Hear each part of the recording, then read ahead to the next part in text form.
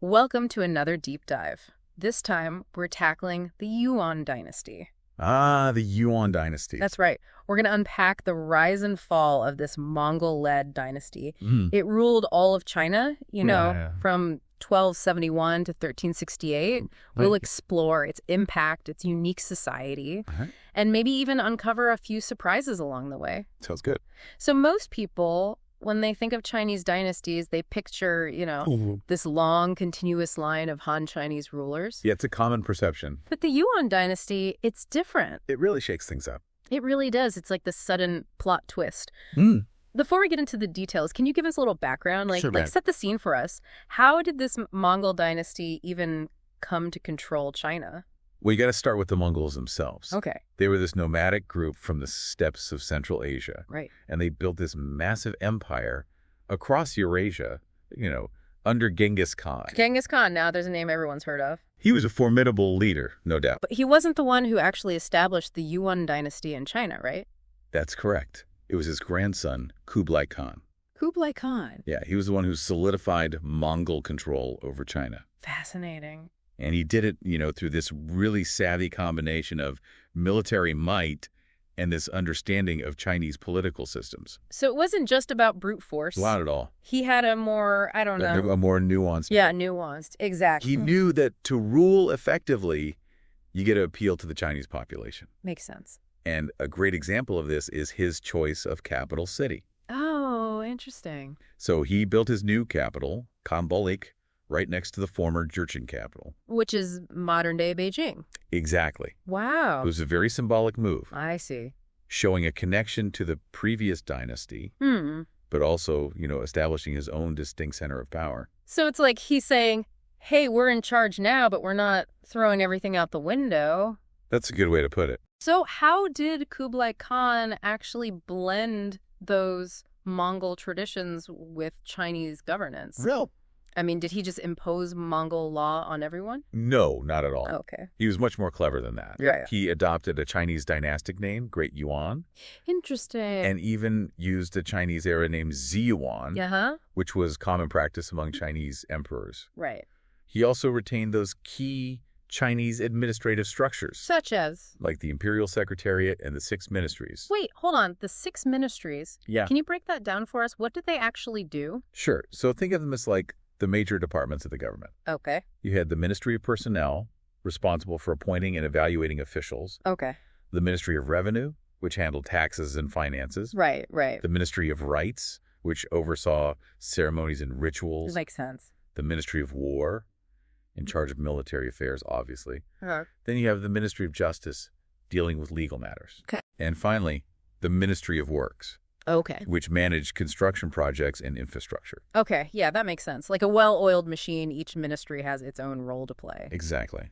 But if Kublai Khan kept these Chinese systems in place, I mean, where do we actually see those Mongol influences? Well, he layered them in. Mm-hmm.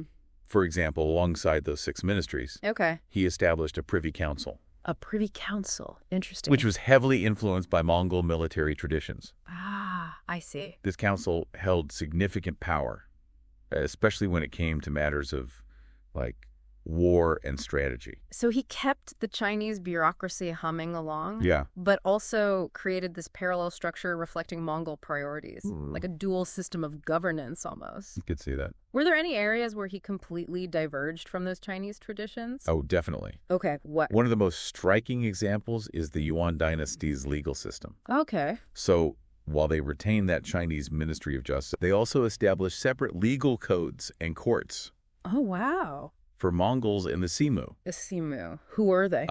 Good question. The Simu were essentially foreign allies Foreign allies. from Central and Western Asia. Okay. Groups like, the Buddhist Uyghurs, Tanguts, Tibetans, even some Europeans. Wow, really? They held a privileged position in Yuan society, second only to the Mongols themselves. Sounds like Kublai Khan was a master at balancing these different groups and traditions. He was a shrewd politician, that's for sure. But let's not forget, he was also a conqueror. Right. He had to, secure his rule militarily. Of course. Tell us about some of those campaigns. Well, one of Kublai Khan's most significant military achievements was the final conquest of the southern Song dynasty. Okay. This was in 1279. Wow. And this victory, it brought all of China under Mongol rule for the first time. Wow, that's a huge turning point in Chinese history. Absolutely. Unifying a land as vast as China must have required incredible resources and military expertise. Oh, for sure. How did he manage it? Well, he was a brilliant strategist, no doubt. Right. One of his key tactics was incorporating soldiers from defeated armies into his own forces. Oh, that's smart. So when he conquered the Jin Dynasty, Right. he created separate armies made up of former Jin soldiers. So he's not just conquering and wiping out his enemies, he's absorbing their skills and manpower. Exactly. What a clever way to consolidate his power. Right. But even with these impressive victories, Kublai Khan wasn't invincible, was he? Well, even the mightiest empires have their limits. I guess so. Kublai Khan launched ambitious campaigns against Japan, Vietnam, even the island of Java. Wow. But those expeditions were ultimately unsuccessful. It's interesting how even a ruler as powerful as Kublai Khan faced setbacks. It's true. It kind of humanizes him, you know? It That does. he wasn't this all-powerful figure, Yeah. but a leader who had to grapple with the realities of logistics and geography and the limits of his own power. Right. And I bet those failed campaigns had consequences. They did. Like what? Well, they drained the Yuan treasury Oh, I see. and likely contributed to the financial difficulties that plagued the dynasty later on. Starting to see some cracks in the facade. Yeah. We've got these ambitious military campaigns, Uh-huh. a massive empire to manage, Right. a complex system of governance. It's a lot to handle. Sounds like a lot to juggle even for someone as skilled as Kublai Khan. It was a delicate balancing act, that's for sure. So what happened after his death? Did the dynasty just crumble? What? Or did his successors manage to maintain this delicate balance of power? That's where things get really interesting. Okay, here's where the plot thickens. Yeah. I'm ready to dive into the drama and intrigue of the Yuan dynasty's later years. Right. But before we do that, let's take a quick break. Sounds good. We'll be back in a flash to continue our deep dive into the Yuan dynasty. Yeah, wait. Don't go anywhere. We'll be right back.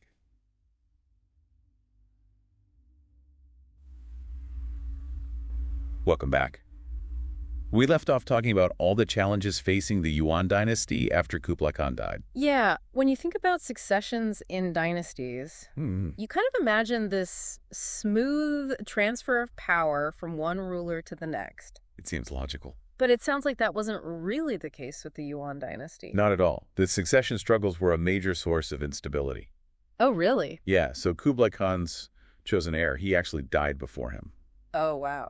And that led to this whole series of power struggles and shifting priorities. I see. Each new emperor, they brought their own ideas about how to rule.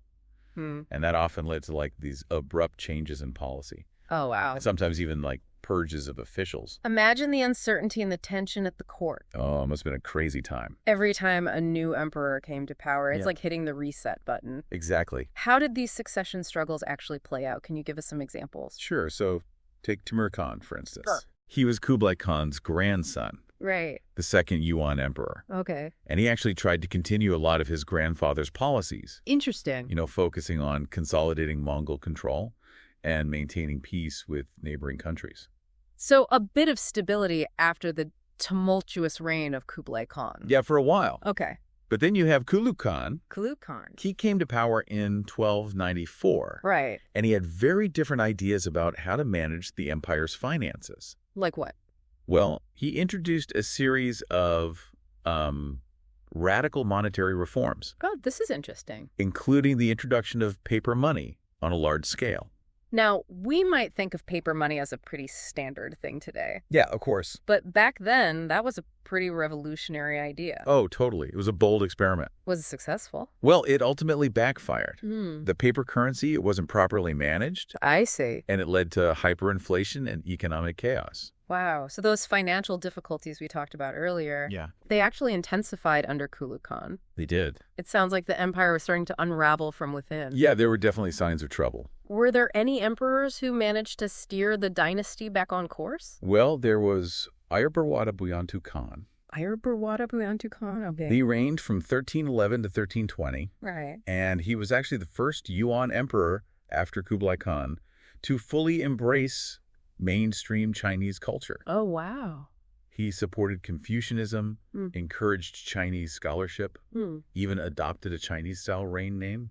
It seems like he was really trying to bridge the gap between Mongol and Chinese traditions. That's one way to look at it. Maybe even trying to appease the Han Chinese population. Perhaps. But you know what's interesting? What's that?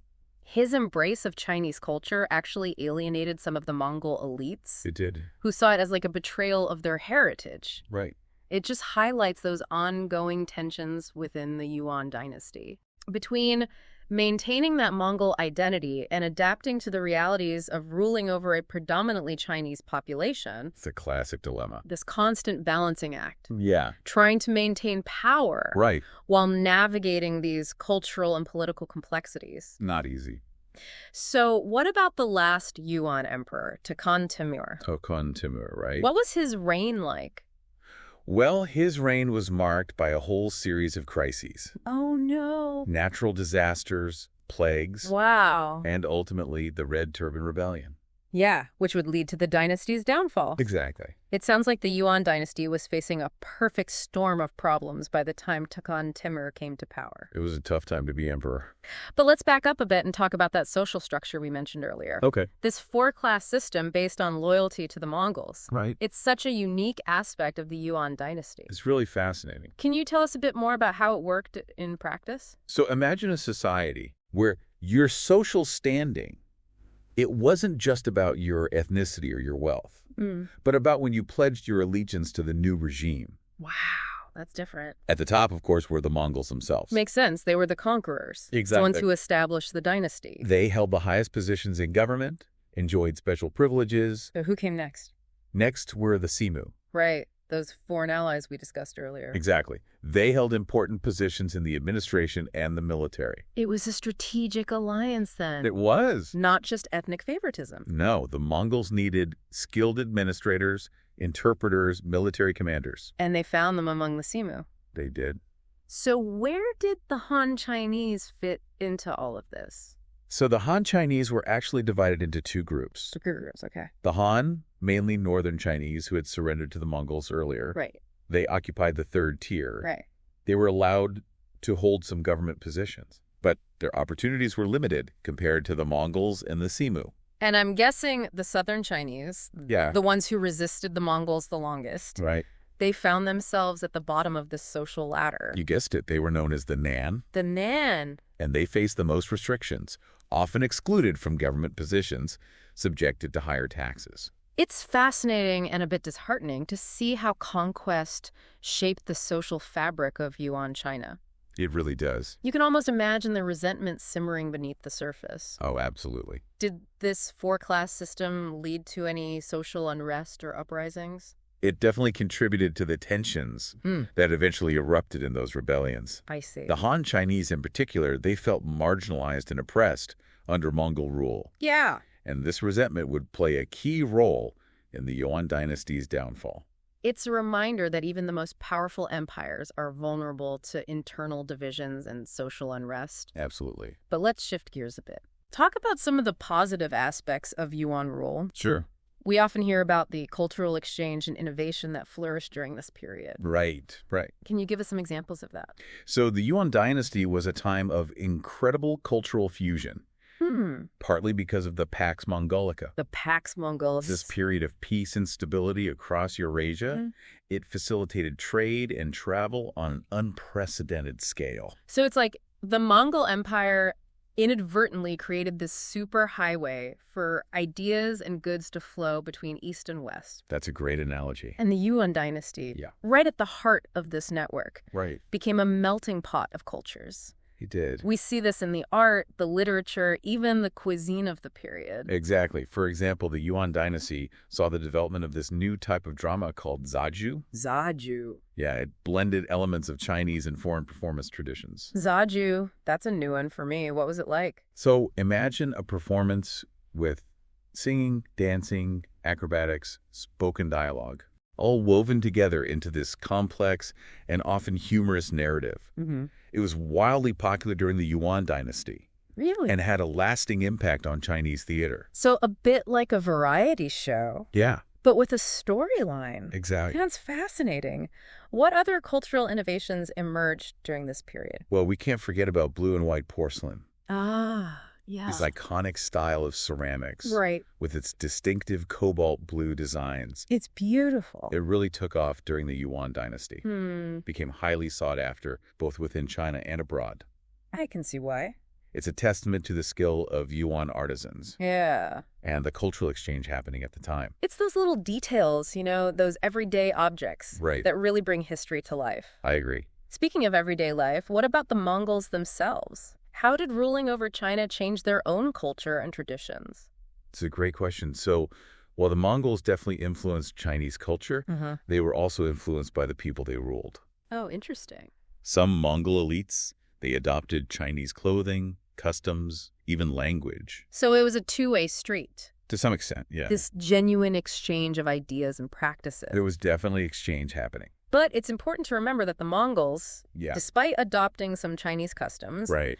they maintained a distinct sense of identity. They did. They continued to practice their traditional nomadic lifestyle, Yeah. moving between their luxurious palaces and the open steppes. Right. They also held on to their own language and religious beliefs. Which often clashed with Confucian values. It highlights those complexities and contradictions we keep encountering in the Yuan Dynasty. Is true? It wasn't a simple case of one culture dominating another. Not at all. It was this messy, dynamic, and often unpredictable process of interaction and adaptation. Exactly. And it's this complexity that makes the Yuan Dynasty so fascinating to study. It really does. It challenges our assumptions about Chinese history and forces us to grapple with the nuances of cultural exchange and power dynamics. This has been an incredible journey so far. It has. We've covered so much ground, from the rise of Kublai Khan to the intricacies of the four-class system Right. and the cultural fusion that shaped the Yuan Dynasty. It's a fascinating story. But of course, every story has an ending. That's true. What ultimately led to the downfall of this mighty empire? Well, the decline of the Yuan Dynasty is a tale of internal strife, economic woes, natural disasters, Wow. and ultimately rebellion. Okay, I'm on the edge of my seat. Let's delve into the final chapter of the Yuan Dynasty's story. Let's do it. Okay, we're back, ready to unravel that final chapter of the Yuan Dynasty. We've seen its triumphs, its struggles, its complexities, but now we gotta understand how this once mighty empire ultimately met its end. It's rarely just one thing that brings down a dynasty, Right. It's usually a combination of factors, Makes sense. both internal and external, that create the perfect storm. And that's definitely true for the Yuan Dynasty. So let's break it down. We talked about the succession struggles, the economic instability that plagued the dynasty after Kublai Khan's death. Were those factors still at play in the dynasty's final years? Oh, absolutely. Those succession struggles never really went away. Each new emperor faced challenges to their authority, leading to instability, a weakening of the central government. And those financial difficulties, they continued to haunt the yuan, Yeah. exacerbated by costly wars, lavish spending, even natural disasters like floods and droughts. It's almost like the empire is being stretched thin, pulled in too many directions, and on top of those internal pressures, you mentioned external threats as well. Yeah, the Yuan dynasty was also facing challenges from outside its borders. Remember, Kublai Khan had claimed supremacy over all the other Mongol Khanates. I do. But over time, those Khanates, they became increasingly independent. And the Yuan dynasty's hold on this vast empire, it began to loosen. So not only were they dealing with internal turmoil, they were also losing control of their vast empire. Talk about a double whammy. Exactly. And this power vacuum, it created opportunities for ambitious warlords and rebellious groups to emerge. Oh, I see. By the mid-14th century, resentment towards Mongol rule was reaching a boiling point. Makes sense. Especially among the Han Chinese population, who had long felt marginalized and oppressed under the Yuan dynasty's four-class system. Right. And that's where we see the rise of the Red Turban Rebellion. Yeah, the Red Turban Rebellion. I remember you mentioning them earlier. Weren't they initially a religious sect? They were. The Red Turbans were originally a religious group, Okay. but they quickly transformed into a powerful rebel force. Their rebellion, which began in 1351, it spread like wildfire across China, Wow. fueled by economic hardship, social injustice, and a deep-seated anger towards Mongol rule. So it seems like all the simmering tensions we've been talking about finally boiled over. What was it about the Red Turbans that made them so successful in challenging the Yuan dynasty? Well, for one, they were very effective at mobilizing popular support. They appealed to the grievances of the Han Chinese. promising to restore a more just and equitable society. Yeah. And they also had charismatic leaders who inspired their followers. So it wasn't just about brute force. No. They had a message that resonated with the people. Were there any other rebel groups that emerged during this period? The Red Turbans were the most prominent, Okay. but they weren't the only ones. As the Yuan dynasty weakened, other rebel groups sprang up, all vying for power and control. It was a chaotic and violent time. The empire fractured into a patchwork of competing factions. It sounds like the Yuan dynasty was crumbling from all sides. Internal strife, external threats, and now multiple rebellions.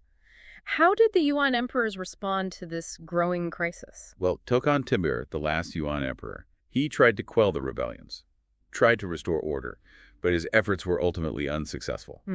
He faced resistance from within his own court. Really?